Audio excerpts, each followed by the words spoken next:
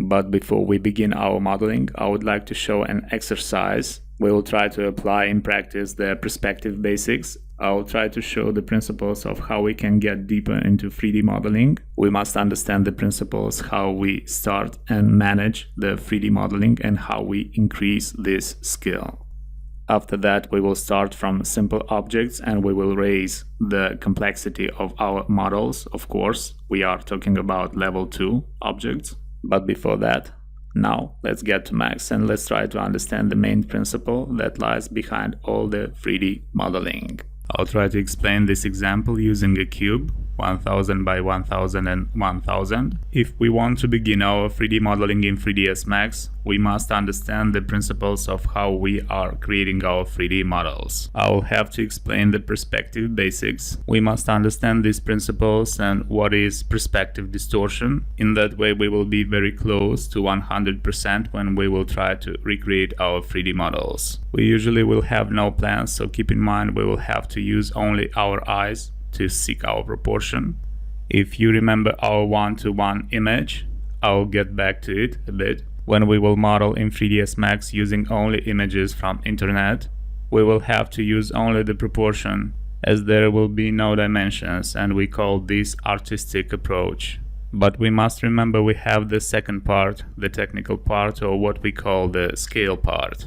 So if we want to get the object to be 1-to-1, as we call it 1-to-1, after we will create our proportion, we will have to apply the scale.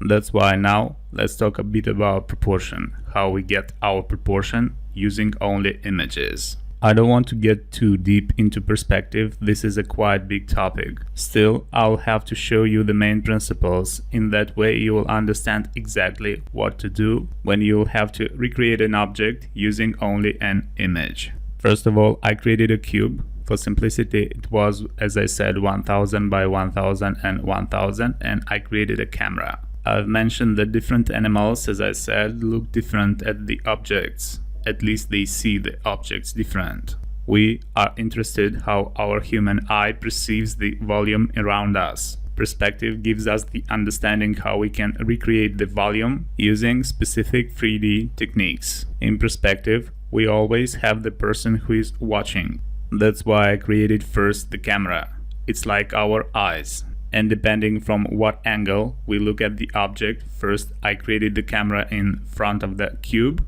We perceive this volume in different ways. If I will look at the cube from the front side, I will not be able to tell about its volume, as I will not see its left and right parts. That's why when we try to appreciate an object, we move a bit from an angle so we can see the front and the side parts.